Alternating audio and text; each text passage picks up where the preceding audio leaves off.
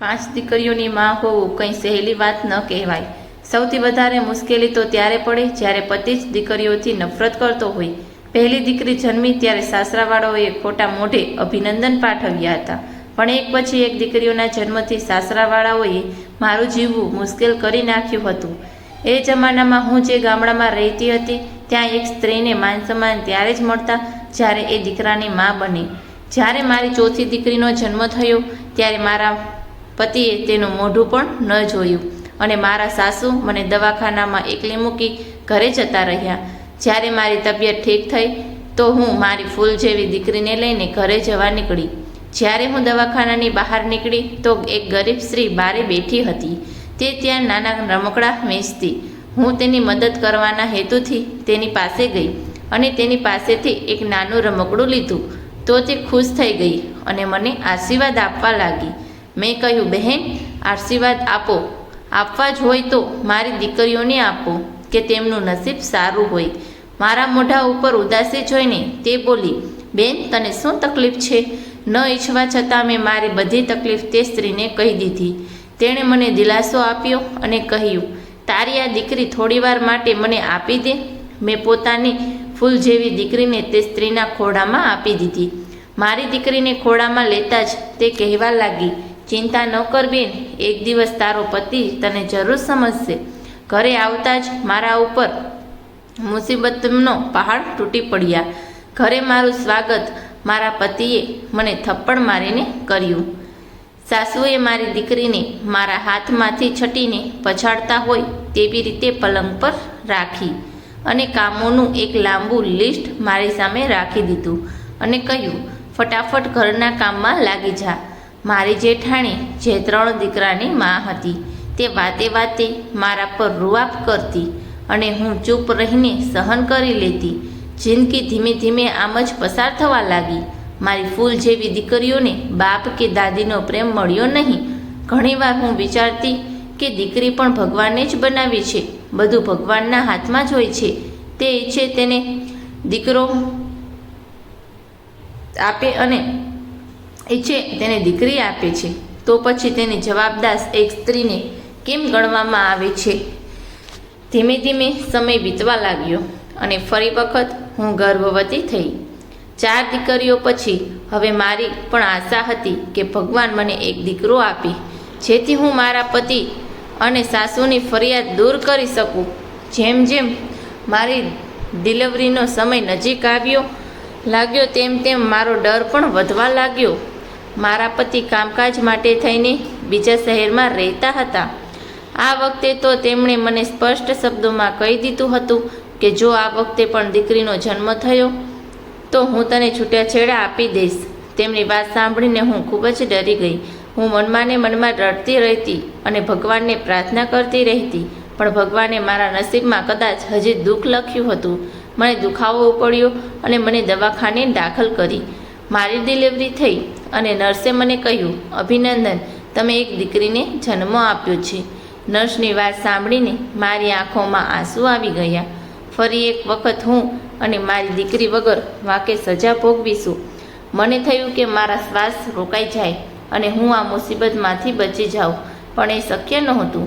મારી નાનકડી ઢીંગલી રોઈ રહી હતી. હું પણ તેને ગળે લગાડીને રડવા લાગી. મેં એ કહ્યું, કદાચ તે બીજા કોઈના ઘરે જન્મ લીધો હોત તો સારું હોત. હું તો ભગવાનની મરજીમાં રાજી હતી. ભગવાનના આપેલા આ 5 ફૂલ મને મારા જીવથી પણ વધુ વહાલા હતા, પણ હું મારા પતિ અને સાસુથી કંટાળી ગઈ હતી. દવાખાનાની બારે બેસેલી પેલી સ્ત્રીએ મારી હાલત જોઈને આ વખતે તેણે બાળકીને મારી પાસેથી માંગી નહીં, પણ આશીર્વાદ આપતા કહ્યું, ક્યારેય આશા છોડતી નહીં, જલ્દી જ સારા દિવસો આવશે. મેં દુઃખ ભર્યા ઊંડા શ્વાસ ખેંચ્યા અને માથું હલાવ્યું. પછી ઘર તરફ જવા નીકળી. રાતના 9 વાગી ગયા હતા. હું રિક્ષામાં બેસીને એકલી ઘરે પહોંચી. બીકના માર્યા મારું શરીર ધ્રુજી રહ્યું હતું. મેં હિંમત કરીને દરવાજો ખખડાવ્યો. 1 વખત 2 વખત, પણ 1 કલાક નીકળી ગયો હોવા છતાં કોઈએ દરવાજો ખોલ્યો નહીં.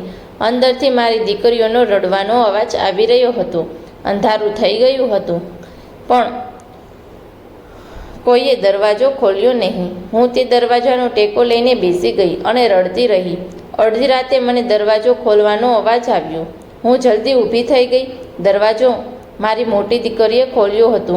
હું તરત અંદર ગઈ અને તેને ગળે વળગાડીને રડવા લાગી. હું ન હતી એટલે ખબર નહીં મારી દીકરીઓએ કેટલા જુલુમ સહન કર્યા હશે.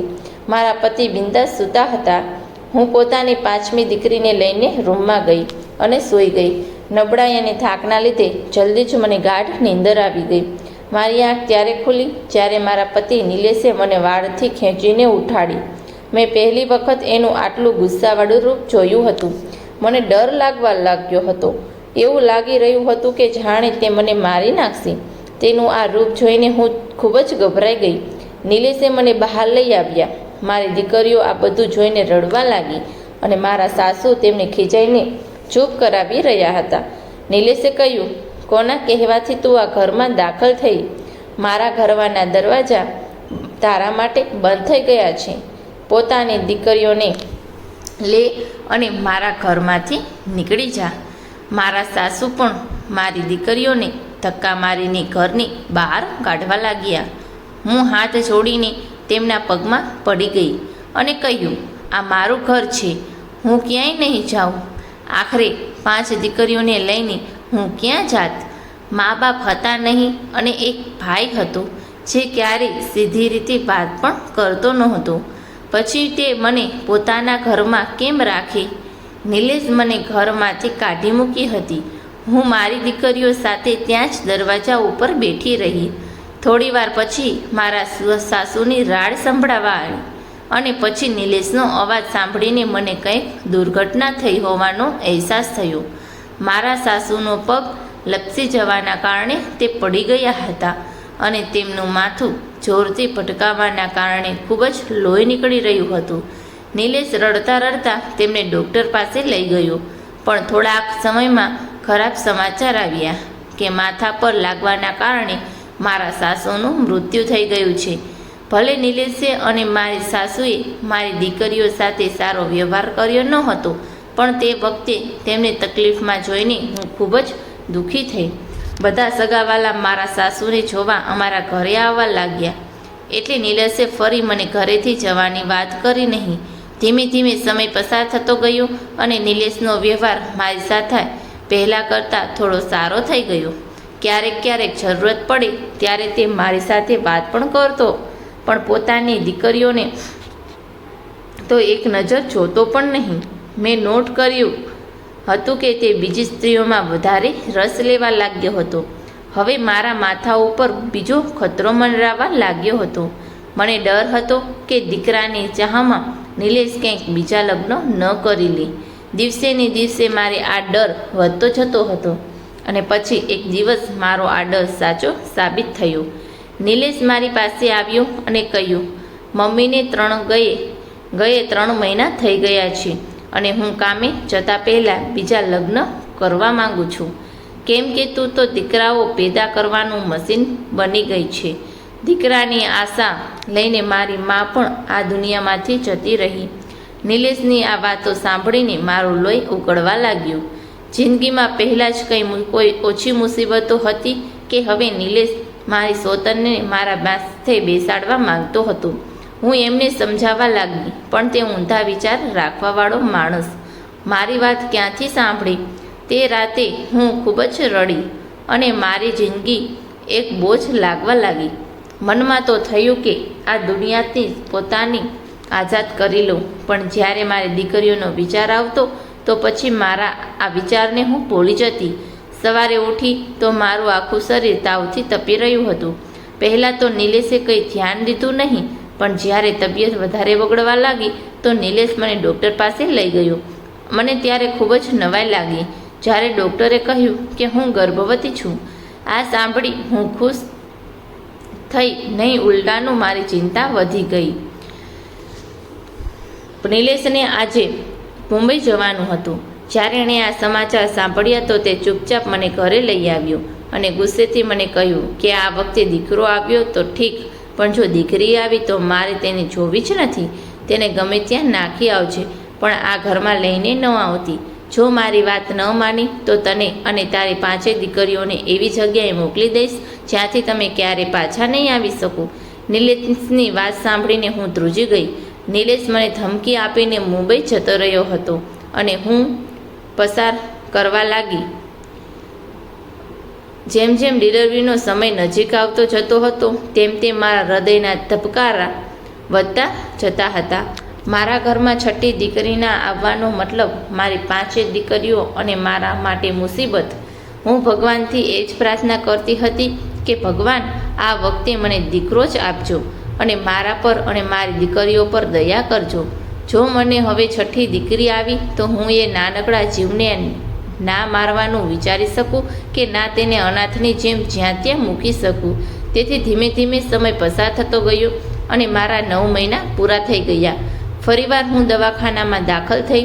છેલ્લી ઘડી સુધી ભગવાન પાસે દીકરો માંગતી રહી પણ ભગવાનની મરજી કંઈક બીજી જ હતી. ભગવાને આ વખતે પણ મને દીકરી જ આપી. નિલેશનો વારંવાર ફોન આવી રહ્યો હતો પણ હું તેનો ફોન કાપી નાખતી હતી કેમ કે હું એને શું જવાબ આપત કે તમે છઠ્ઠી દીકરીના બાપ બની ગયા છો. હું મારી જન્મેલી દીકરીને છાતી સરસી ચાપીને રડી રહી હતી. હું એને મારવા વિશે વિચારી પણ શકતી નહોતી અને નિલેશને બતાવી પણ શકતી નહોતી કે ફરી દીકરીનો જન્મ થયો છે. હું કોઈ વચ્ચેનો રસ્તો વિચારવા લાગી અને પછી મેં એક નિર્ણય લીધો. તબિયત થોડી બરાબર થઈ એટલે હું દવાખાનામાંથી નીકળી અને દવાખાનાની બહાર બેસવાવાળી પહેલી સ્ત્રી પાસે ગઈ. હું તેનો હાથ પકડીને જરા સાઈડમાં લઈ ગઈ. તે બિચારી ગરીબ સ્ત્રી આવી રીતના મને જોઈને ખૂબ જ ગભરાઈ ગઈ. પછી મેં તેને કાનમાં કંઈક કહ્યું. મારી વાત સાંભળીને તે હેરાન રહી ગઈ પણ તે મારી વાત સમજી ગઈ અને મારી દીકરીને પોતાના ખોળામાં લઈ લીધી. જ્યારે તેણે મારી દીકરીને લઈ લીધી ત્યારે મારા હૃદયના હજારો ટુકડા થઈ ગયા. કાળજા ઉપર પથ્થર રાખીને મેં મારો કાળજાનો ટુકડો તે ગરીબ સ્ત્રીના ખોળામાં દઈ દીધો. આંખોમાં આંસુ સાથે હું ઘર તરફ જવા નીકળી. મેં વિચારી લીધું હતું કે નિલેશને કહીશ કે એક દીકરીનો જન્મ થયો હતો પણ જન્મના થોડા સમય પછી જ તે મરી ગઈ. હું ઘરે પહોંચતી જ હતી કે નિલેશનો ફોન આવ્યો. મેં ફોન ઉપાડ્યો અને કહ્યું કે મેં એક દીકરીને જન્મ આપ્યો હતો પણ મારી વાત હજી પૂરી પણ થઈ નહોતી કે નિલેશે ફોન કાપી નાખ્યો.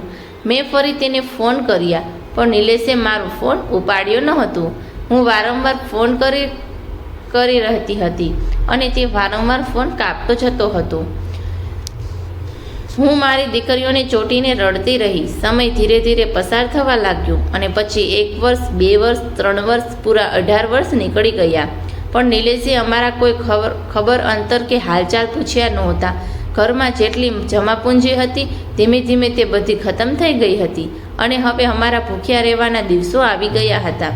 મજબૂર થઈને મેં આજુબાજુના ઘરોમાં જઈને સફાઈનું કામ કરવાનું ચાલુ કરી દીધું અને એવી રીતે હું પોતાનું અને મારી દીકરીઓનું પેટ ભરવા લાગી. જેમ તેમ કરીને મેં મારી 3 દીકરીઓના લગ્ન પણ કરાવી દીધા. મારી 2 દીકરી હજી મારી પાસે હતી. હવે તો મને નિલેશના આવવાની પણ આશા નહોતી પણ ફરી મારા જીવનમાં એક તોફાન આવ્યું.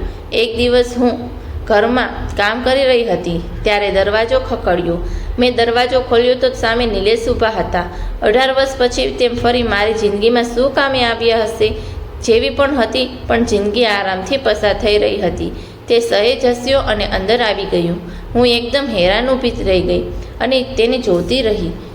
મારી નાની દીકરીઓ તો કદાચ ખબર પણ નહોતી કે આ એમનો બાપ છે. મેં તેમને જણાવ્યું પણ તેમણે કોઈ ખાસ પ્રતિક્રિયા આપી નહીં અને રૂમમાં જતી રહી. નિલેશને કંઈ ફરક પડ્યો નહીં. મને હેરાન જોઈને બોલ્યો, હવે હું અહીં જ રહીશ પણ એમાં તું કંઈ ખુશ ન હતી. હું અહીં 2 મહિનાથી આવેલો છું અને મેં પોતાના માટે એક છોકરી પણ પસંદ કરી છે અને જલ્દી જ તેનાથી લગ્ન કરવાનો છું.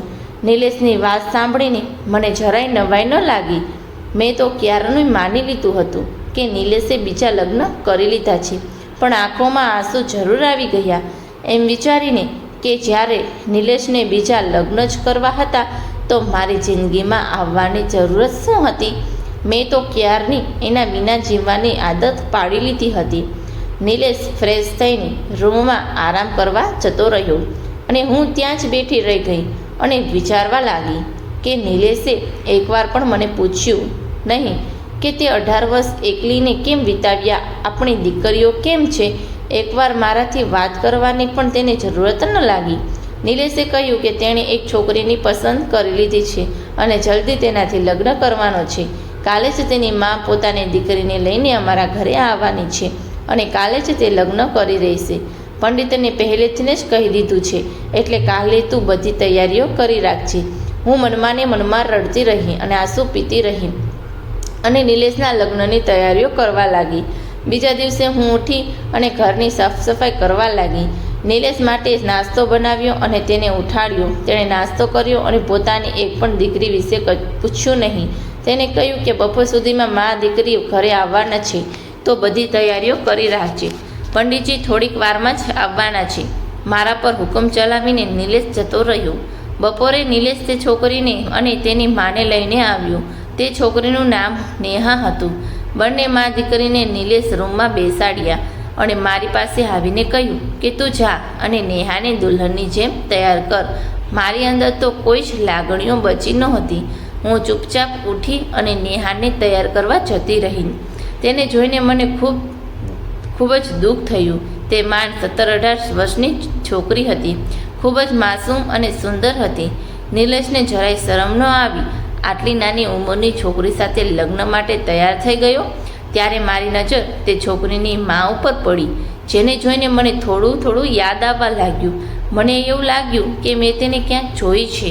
પછી મને યાદ આવ્યું તો મારા માથા પર જાણે આભ તૂટી પડ્યું. આ તો એ જ સ્ત્રી હતી જે દવાખાનાની બહાર બેસતી હતી અને એ જ મેં પોતેની દીકરી આપી હતી. તો એનો મતલબ કે નેહા મારી જ દીકરી હતી. મેં તેને પકડીને કહ્યું, સાચું કહે છે એ જ છે ને જે દવાખાનાની બહાર બેસતી અને મેં તને પોતાની દીકરી આપી હતી? તે સ્ત્રી પણ મને ઓળખવાની કોશિશ કરી રહી હતી. મેં પૂછ્યું એટલે તે તરત મને ઓળખી ગઈ અને આંખોમાં આંસુ સાથે બોલી, હા, હું એ જ સ્ત્રી છું જેને તમે પોતાની દીકરી આપી હતી અને નેહા તમારી પોતાની દીકરી છે. મને માફ કરી દો. ખબર નહીં નિલેશ ક્યાં નેહાને જોઈ લીધી અને તેની સાથે લગ્ન કરવાની જીદ કરવા લાગ્યો. તેણે એક વખત 2 વખત નેહાને પણ કહ્યું, પણ તેણે ના પાડી દીધી. પછી તે મારી પાસે આવ્યો અને મને પૈસાની લાલચ આપી. નેહા લગ્ન માટે જરાય રાજી નહોતી. તે પોતાની બાપ જેટલી ઉંમરના માણસ સાથે લગ્ન કેમ કરી શકે? પણ મેં નેહાને રાજી કરી. મેં કહ્યું, નિલેશ રૂપિયાવાળો છે, આપણી બંનેની જિંદગી સુધરી જશે. કેમ કે હું હજી ગરીબીમાં જીવન વિતાવી રહી હતી. તેની આ વાત સાંભળીને મારી આંખોમાંથી આંસુ વહેવા લાગ્યા. મેં પોતાની દીકરી નેહાને દબાવીને ગળે લગાવી લીધી. ભગવાન, કેવો અનર્થ થવાનો હતો! એક બાપ પોતાની જ દીકરી સાથે લગ્ન કરવાનો હતો, છતાં ના જમીન ફાટી કે ન આપ તૂટ્યું. પણ હવે મારી ધીરજ ખૂટી ગઈ હતી. હું ગુસ્સામાં નિલેશ પાસે ગઈ અને મેં કહ્યું, નિલેશ, આજે હું તને જણાવું છું કે મેં 6ઠ્ઠી વખત પણ એક દીકરીને જન્મ આપ્યો હતો, પણ તારા ડરના કારણે મેં તેને એક ગરીબ સ્ત્રીને આપી દીધી હતી. જો કે તે જ મને કહ્યું હતું કે 6ઠ્ઠી દીકરીને કોઈને પણ આપી દેજે, પણ ઘરે લઈને ન આવતી. એટલે જ ડરના કારણે મેં એવું કર્યું. મેં જેમ તેમ કરીને પોતાની દીકરીઓને ઉછેરી અને તેમના લગ્ન પણ કરાવ્યા. જે ઉંમરના તારે પોતાની દીકરીઓના લગ્ન કરાવવાના જોઈએ તે ઉંમરમાં તું પોતે લગ્ન કરવા હાલ્યો છે, અને તે પણ પોતાની જ દીકરીની. મારી વાત સાંભળીને નિલેશ ચોંકી ગયું. તેને માનવામાં નહોતું આવતું કે હું શું કરી રહ્યો છું. તેણે કહ્યું, તારું દિમાગ તો ઠેકાણે છે ને? હું એટલો પણ નીચ માણસ નથી કે પોતાની જ દીકરીથી લગ્ન. મેં કહ્યું, નેહા તારી પોતાની જ દીકરી છે.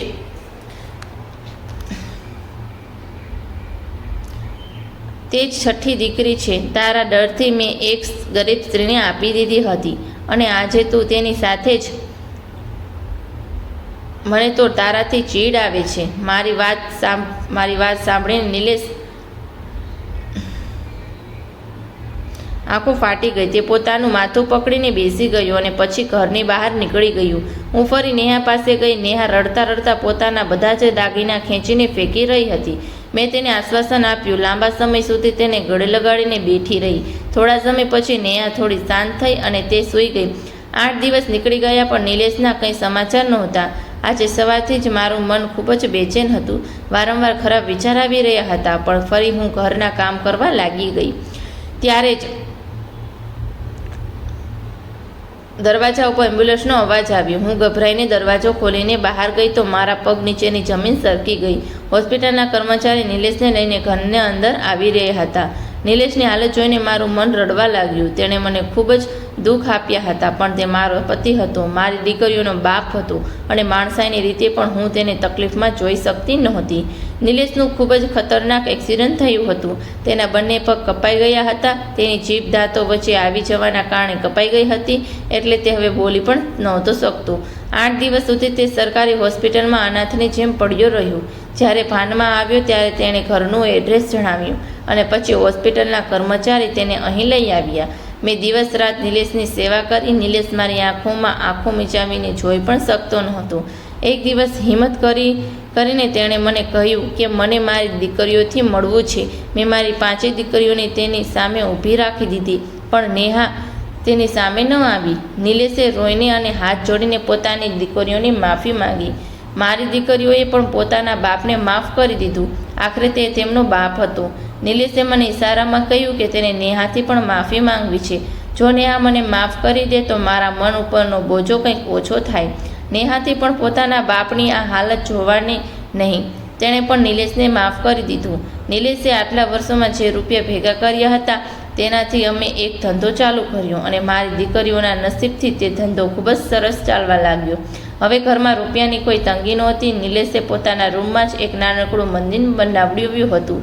તે આખો દિવસ તેની સામે બેઠો રહેતો અને રડતો જ રહેતો. કદાચ પોતાના ગુનાઓની માફી માંગતો હશે.